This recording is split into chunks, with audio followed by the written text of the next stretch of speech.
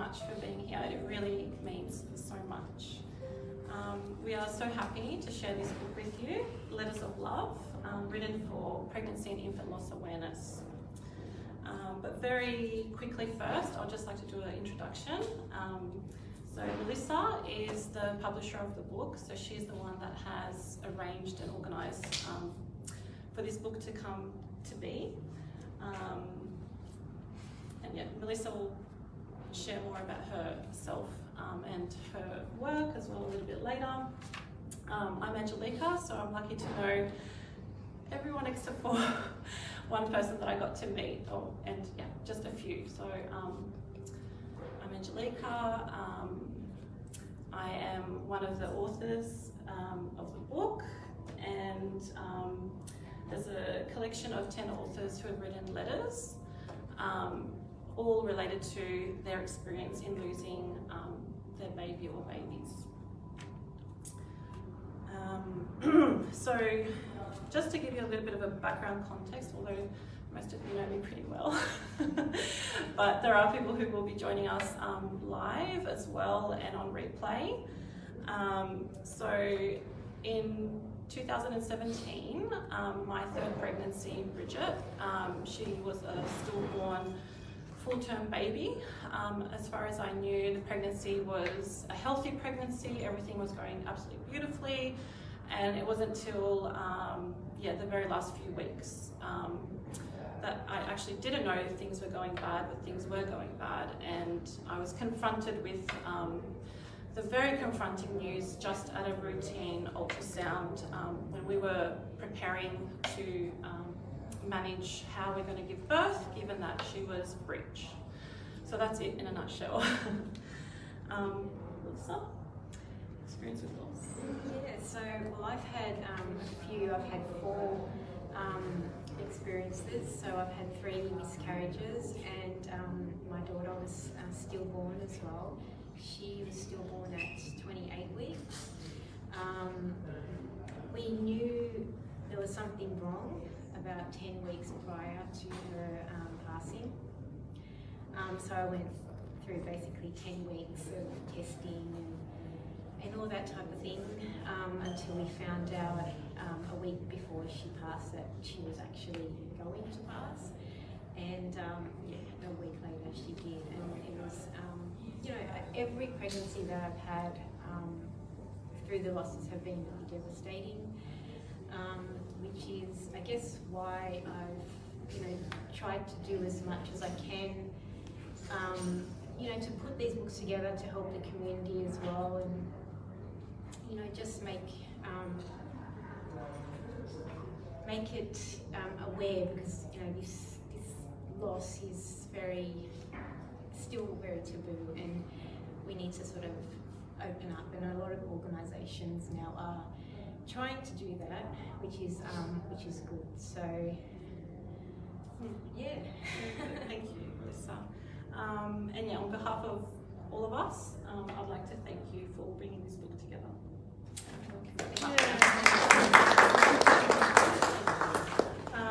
All right.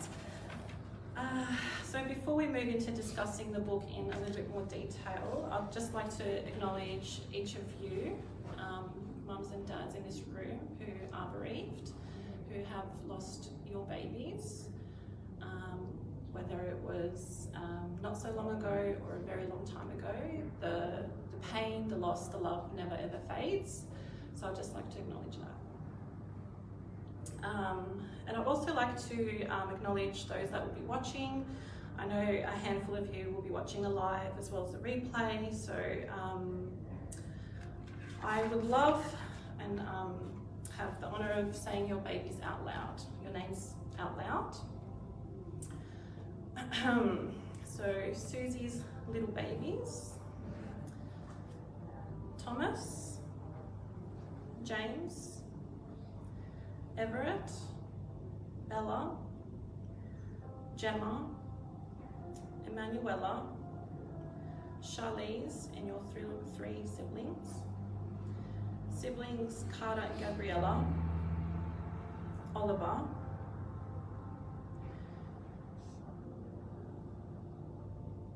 Bridget and Raindrop, the Kumar family baby, and the people that I do know will be watching online, your babies, Matilda, Angelo, Bumble, Muppet, Bowie, Iris, Ray, as well as someone that I've recently, I've been acquainted to, but I've recently reconnected with. She's frustrated that she can't be here today, but she's got children at home that she has to look after. The story for most people that aren't here today. And she is someone that I call a hero, given her history with loss, and just really want to take the time out to acknowledge that right now. So 2015, Anthony. 2016, 3 little Akuis. Gianna, 19th of July 2019. January 20, baby boy. June 20, baby Akui. May 21, baby Akui. September 21, baby boy Akui. And April this year, baby girl.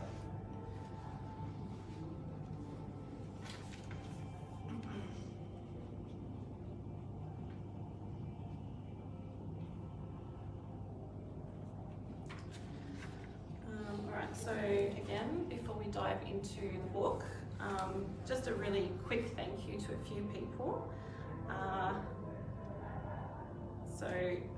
Three of the people aren't here that I really wanted to acknowledge. I think 2 of them will be coming late. Phil and Tara, so I will personally thank them once they do arrive.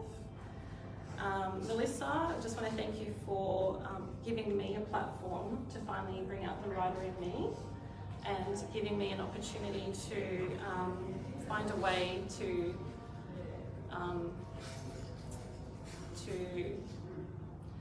take the step that I've always known is part of my purpose, and that is to share my story. So thank you. My husband, Jeff, for your financial assistance. No, always trying your best to be my lifesaver, and in the last few years have had enough of me, and giving me the opportunities I needed to grow myself. Thank you. And again, to each of you for being here, for your courage, for your vulnerability and support, and especially my sister, Bridget's Chocha auntie, for driving up all the way from the South Coast to acknowledge this book, our journeys, and our dear babies. Thank you. Mel, I'm putting Mel on the spot now.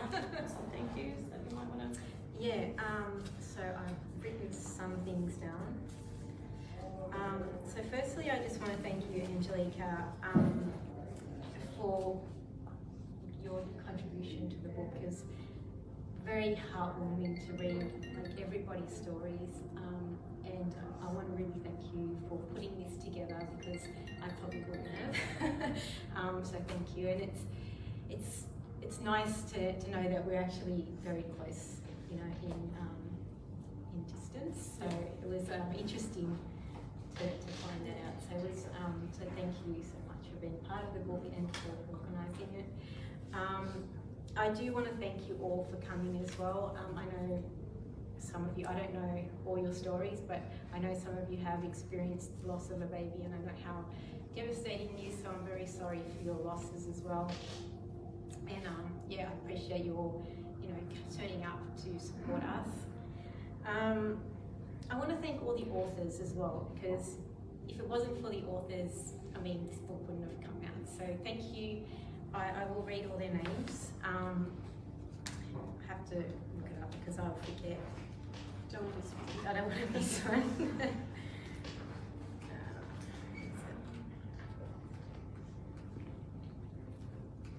Okay, so we've got Angelica, Belinda Lee Owen, Sarah Pridham, Spice, Anne-Marie Vella, David Vine, Zachary Shiloh Watts, Heidi Lynn Welch, and Natasha Ruth. So thank you to all the authors for being part of this book, as I said, it wouldn't be here today if you didn't write your letters. And thank you for my family. My husband, John, Damien and Ethan. Without you guys, I wouldn't be here, so thank you. And I just acknowledge you all.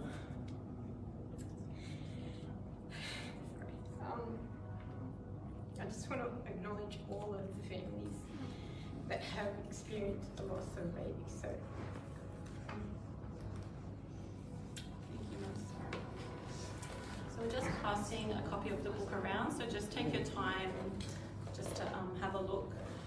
Alright, so what I would love to do now is read you a blurb of the book that I've created. I thought the blurb on the back you get to read at home over and over again, so I'll give you my version. And I have posted this on social media, so some of you have probably already read it, but I didn't get time to write another one for today, so here it is. If there ever was a way to raise awareness about pregnancy and infant loss, this book is it. Here you'll read intimate letters depicting the experience that follows: a forced abortion, termination for medical reasons, a neonatal death, to predicted to unforeseen stillbirths and miscarriages ranging through various gestations. You will witness fierce warrior-like love that creates resilience and perseverance like nothing else. You will encounter a deep connection and loyal love. You will sense the sadness and vulnerability, the chaos and the dilemma. But above all, you will read about love. This book can help others get a better understanding of the connection bereaved parents have with their babies, and help bereaved parents who've experienced baby loss feel less alone. So, as I've briefly mentioned, there are 10 bereaved parents. 2 are from the States, 8 Aussies that were from different parts of Australia, and it was just a coincidence that Melissa and I are in the same town. We had a few months to work on the book, or on each chapter. Melissa obviously had a lot more work to do. And I wrote my letter over a span over a week, just a few hours each night. And I think, Melissa, you said you wrote yours overnight? yeah, just a few. Which is amazing. And there's I know Heidi also, which is one of my favourite letters, she wrote hers in one sitting as well. So very, very different to how I write. I'm like, wow, how did you do that?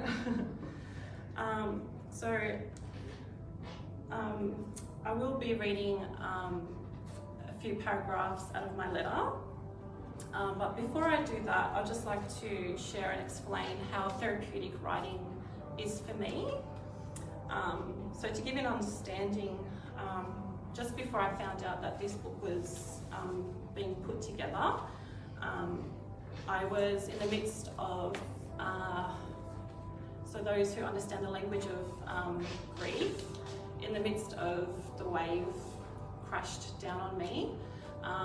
It was Bridget's 5th anniversary, so I was extremely anxious, overwhelmed, snappy, not addressing the pain that was surfacing, and once I found out that this was happening, all of a sudden my mood shifted, and I was able to translate all that pain and trauma and frustration and anger into something positive.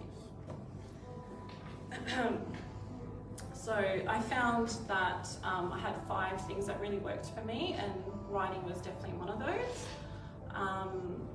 And I found that writing allowed me to express my emotions that I didn't really know how to express. Yeah, that's basically it. All right, so I titled my letter That Moment, and essentially the motivation behind this letter was when I sat down to when I sat down to write the letter, obviously in the back of my head I'm thinking, well, I know people are going to be reading this, so I do want people to understand as much as possible the degree of suffering, the degree of trauma, the degree of just your life being pulled apart, but also more profusely the deep, deep, deep love that we have for our babies, for our children. And I felt as I started to write that Bridget was actually telling me, Mum, we need to go back to that moment when I was told by the doctor. I was by myself at the time. Jeff was rushing to the hospital. We didn't know what was happening. I thought Bridget possibly needed an emergency cesarean, but unfortunately I heard the words that, of course, you didn't know could be put into a sentence, words that I was very unfamiliar with because I had never really spoken to anyone who has experienced, actually I never had spoken to anyone who has experienced a stillbirth. So like for all of us, it was just a huge, huge shock. So Bridget was telling me to go back to that moment when the doctor announced, I'm sorry, there's no heartbeat. And I've been avoiding that moment for obvious reasons. And in writing this letter, I was able to heal that. And I say that with so much admiration. All right. So yeah, just a few paragraphs.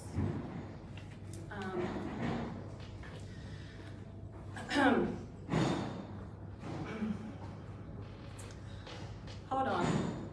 I've never asked what that moment was like for you. It would have been hard for you too. I've delved into what it may have been like for you, suffering in my womb, and the moments before you saw the great light.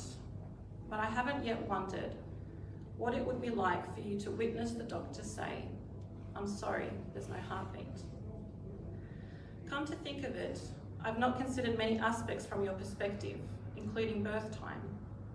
I've been too consumed in my own suffering. Gosh, that must have been hard for you, watching your own birth from the sideline, witnessing your lifeless body depart mine. This is making my tummy turn. But you permeated such calm. I guess you had already found your peace. Birthing you was the greatest honour of my life. We met in the intimate hours of the night. Half the world was asleep while we fell deeply in love.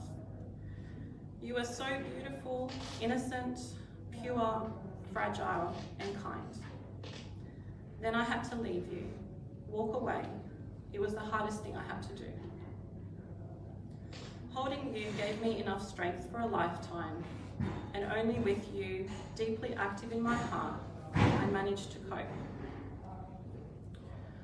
Why did you have to go? I haven't asked you this question for a long time. You have explained your reason, and I get you aren't actually dead, but you know what I mean. The sadness, loneliness, and chaos it created was a living nightmare. Yet you're telling me I was worth the whirlwind. It was for me, to save me. Your death created space for my rebirth. Why does life have to be so dramatic? As grateful and humble as I am, all I wish is to tend to you, to hold and kiss you. Your virtual love is precious, of course, don't get me wrong. It feels like ecstasy, actually. But there's something very special in a cradle, a bum tap, a sway, kisses on the feet, losing ourselves in eye gaze and play. Sadly, I don't think anything can make up for that, not even your heroism. I will always miss you, no matter how strongly connected I am with you. There's something sacredly mysterious about the flesh, which I'm missing out on with you. I need to take a brave step like that again. I need to take myself back to that moment where I died with you. When my soul ended its own life. When my body was under attack. I need to. It's the next step towards reviving myself. I overcame the panic that death had entered you. Now I need to take myself back to that moment and infuse it with your love and imagine that in that moment, you never actually left me because you didn't. As I close my eyes, I can see you holding me. I'll just say this is the paragraph that healed me. As I close my eyes, I can see you holding me. I feel your overwhelming grace massaging my heart, staying right by my side. As I lift myself off the hospital bed, you support my shocked and traumatized body down to the floor. You whisper healing vibes into the tunes of my house. You nestle into me. I never feel alone. Looking past the shock, the crisis and trauma, slowly over time, our love has been able to infiltrate, medicate, and motivate my heart and soul with enough zest to live anew. I'm altering my death story. It no longer dwells back there, but will now be a tender, sweet departure looking into the golden sunset with a forest nearby. I no longer need to be scared of that moment. You were there with me. Since the moment you were created, you've been my little companion. So they're the bits that I wanted to share with you.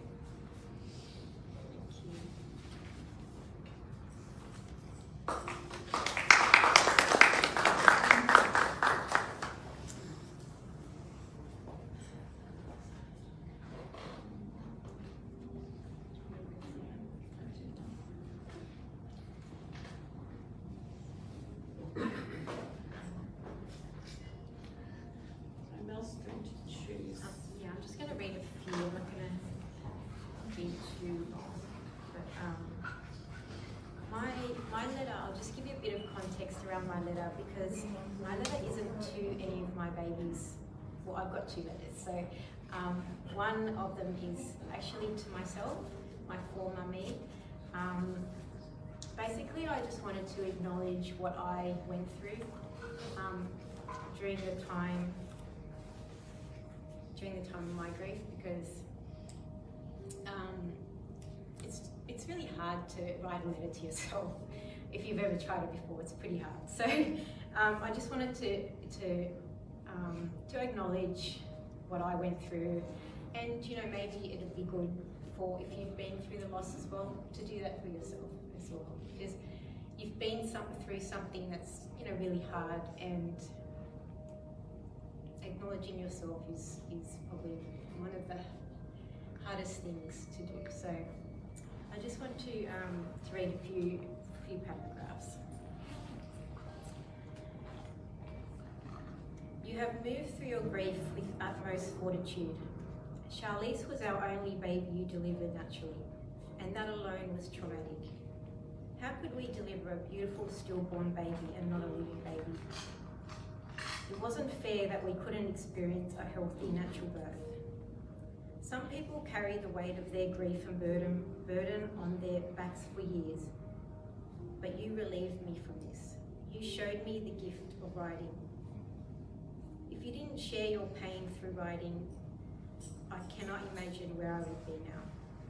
You kept going, endured another miscarriage 9 months later, and I know how hard it was for you. 3 losses and no baby.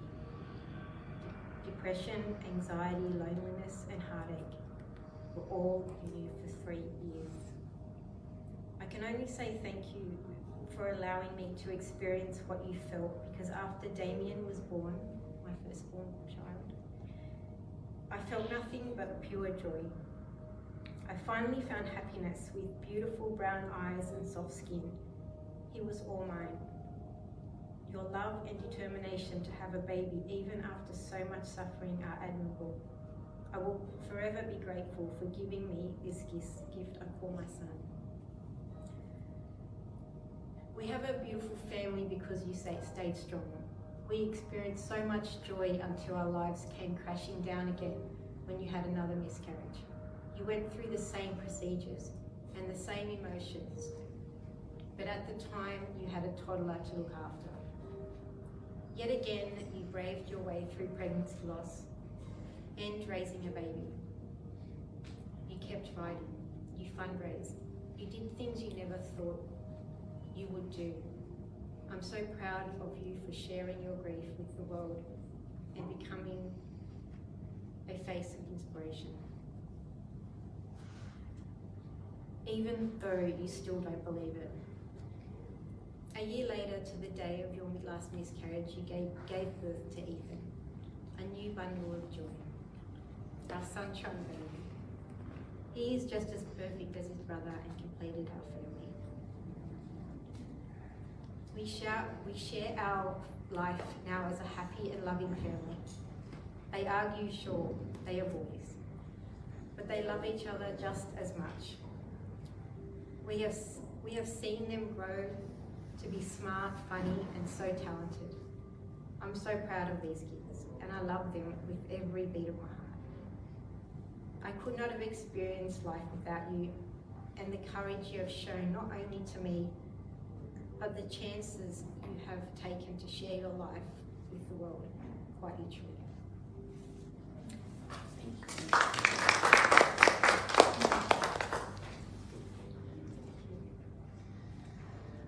Take a deep breath, everyone.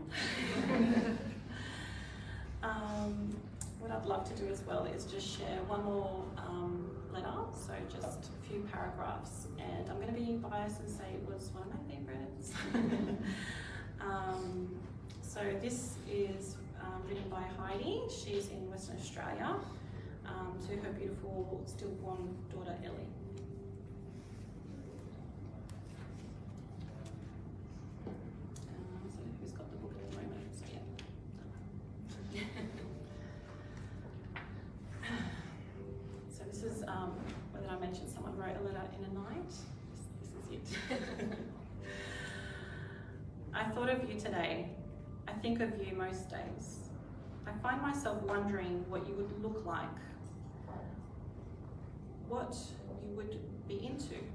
Would you have a boisterous, joyful personality like your little sister Violet, full of mischief and cheekiness with beautiful strawberry blonde ringlets?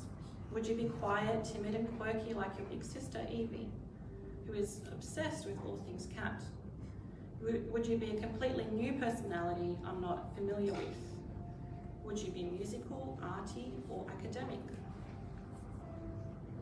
You would have turned 5 last March. I find myself dropping Violet to kindy and imagining popping over the road to the pre-primary to collect you. I watch as other parents do this, and it pings my sadness and wishing. The wishing is sometimes so confronting. Your sisters love imagining you with us, joining in. Violet has a tradition of making me set you a special teacup if we ever have a pot of tea. She scolds me if I forget. It makes me smile and feel somehow you can connect to her, even though she was born after you. She was 2. When she was 2, she would tell me about how she would see you and a little boy playing together in a garden. She said you would sometimes tickle her, or she would squeal with glee as she described you riding a horse. She would look up and her eyes would track something in the air as if she was really seeing you. I looked too, but I couldn't see you. I am sometimes jealous of that. Evie, your big sister, would say to me, "Mum, you can see her too? If you just look close, if you just close your eyes, you can see her." I tried, but I couldn't. The closest I come to seeing you is a cold breeze on my cheek at night. It seems to come when I think of you, or if I feel grief returning. It often takes my breath away, and I stay as still as I can so I can feel it.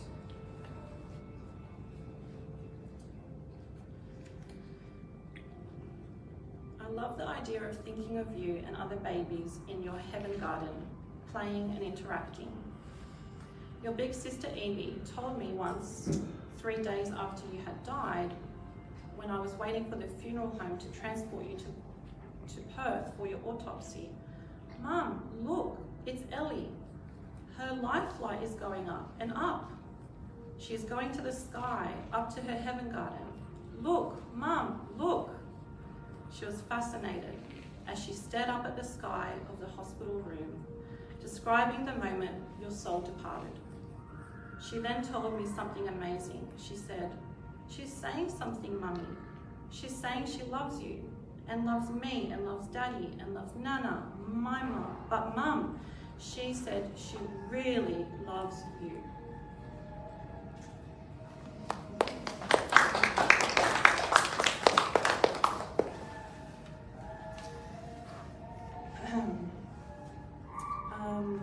So that's what we'll be sharing out of the book for you today. So Mel, would you like to talk about the intention of the book, which you've kind of already touched on, and just purpose? Yep. So I think, as I was saying, Letters of Love is actually book number 3 of a 3-part series. It started, I guess, for inspiration around the time of COVID. So we wanted to bring positivity into the world, and that's how it sort of came together.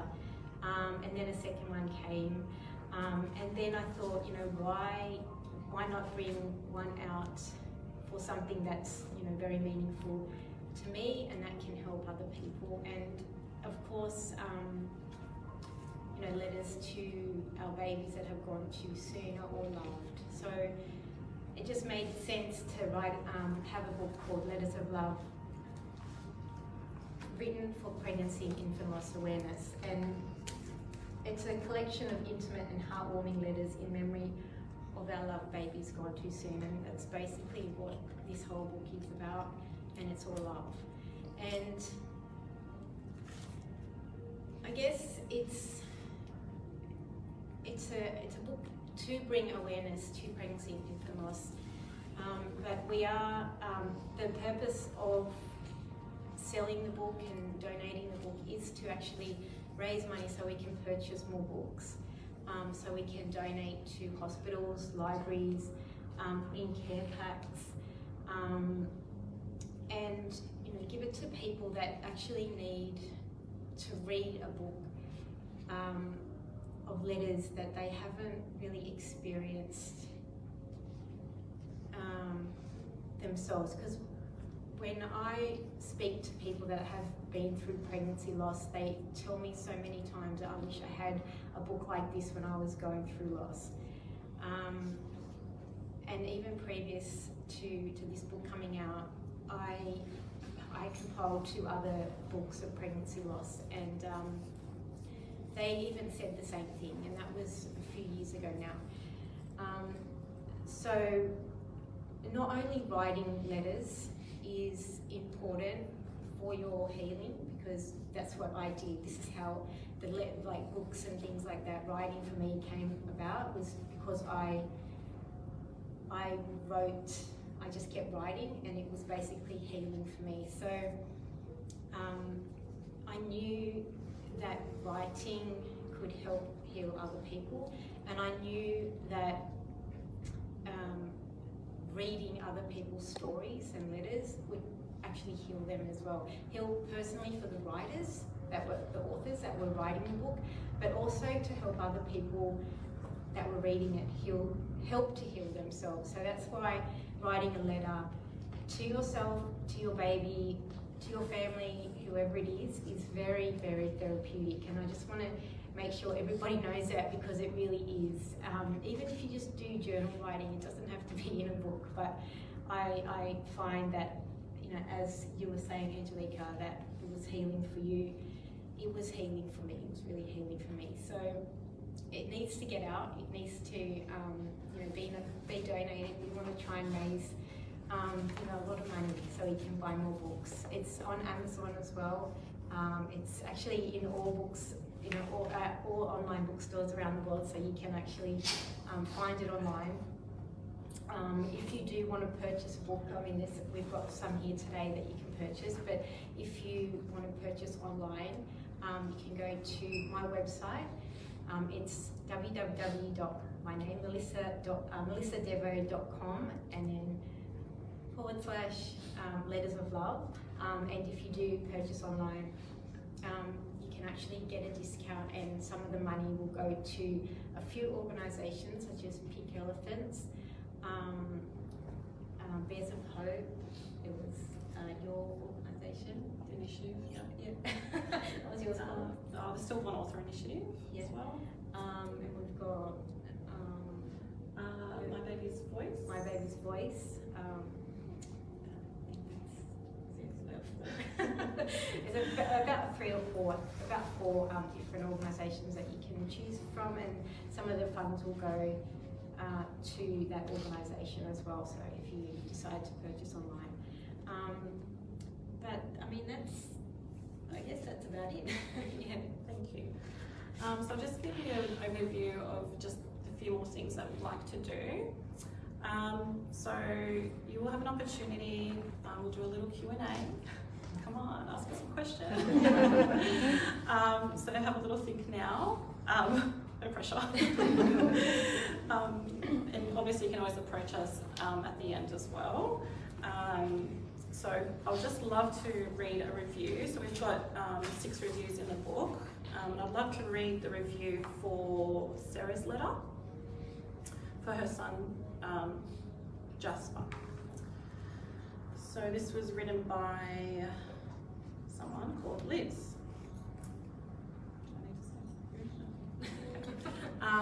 In her reflective and deeply insightful letter, Dear Former Self, Sarah reveals the multidimensional nature of grief, the indescribable agony and anguish following the loss of her son, Jasper, mirrors the agony and anguish of the loss of herself. There is a powerful sense of the passing of the old Sarah, passing of all Sarah knew, believed and thought about life, and the gradual and daily struggle to begin to know who she will become. Her love for Jasper and the grief of his death, unbreakably intertwined and coexisting for the rest of her life journey.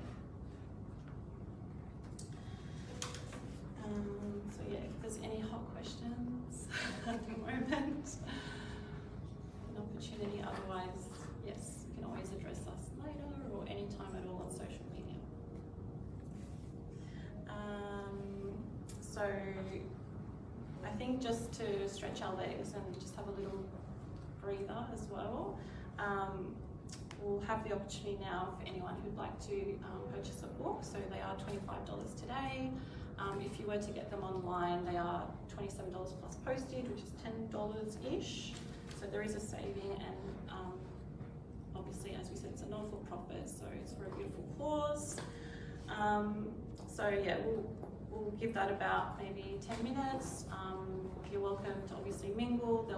There's tea, there's a few little refreshments. And I hope that everyone will stay for the last little bit. There will be an opportunity for some sharing. So there are people that I have approached who might feel comfortable in sharing with the group. We could do that in smaller groups, we could do it in pairs, we could do it with you up the front. I'll gauge that and have a chat to everyone, so we'll work that out. And then finally, there'll be a few little giveaways to give out to nurture your hearts. All right, so thank you for listening, and yeah, we'll have the books for sale. So cash and card is available as well.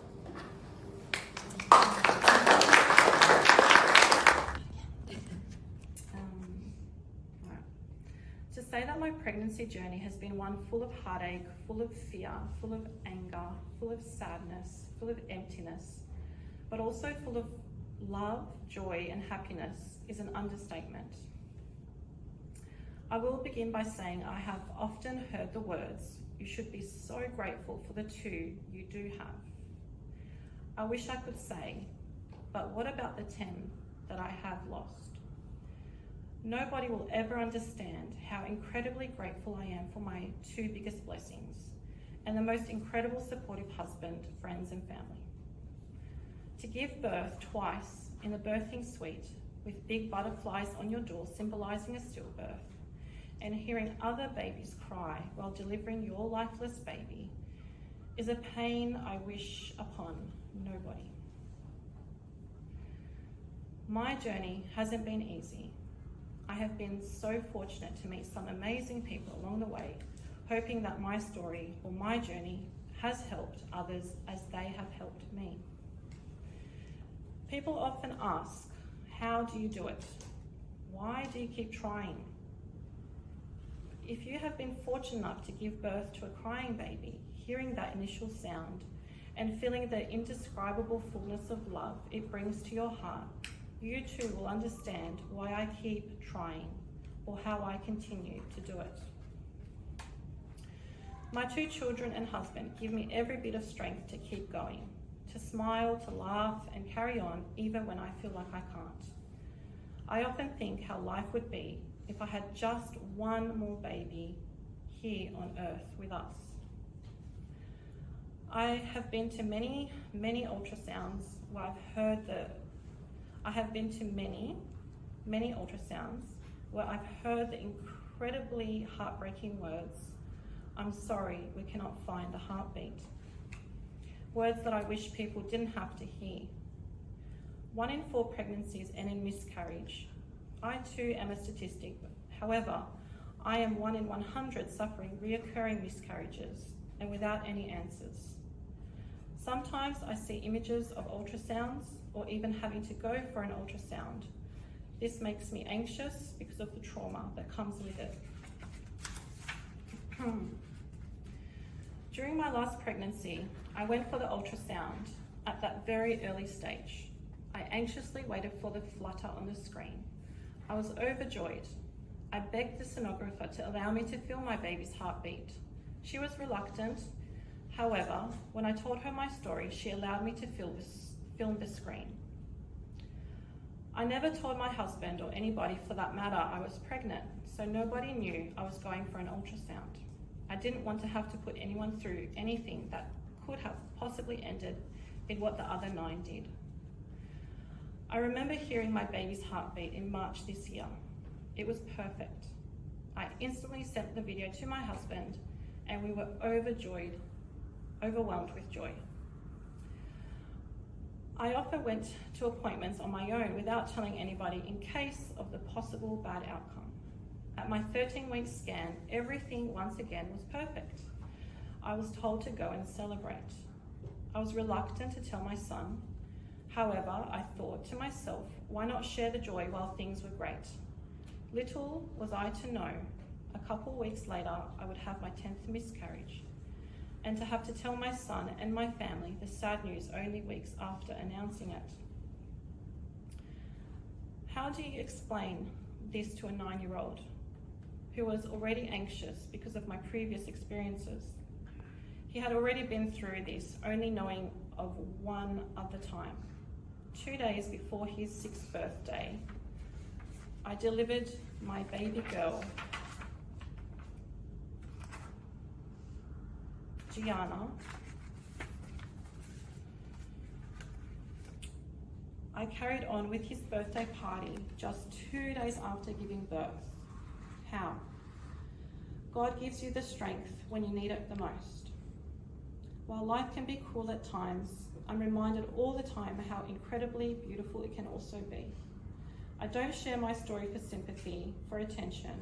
I share my story to show my strength, my gratitude, and most of all, to help those who may need it. Carla.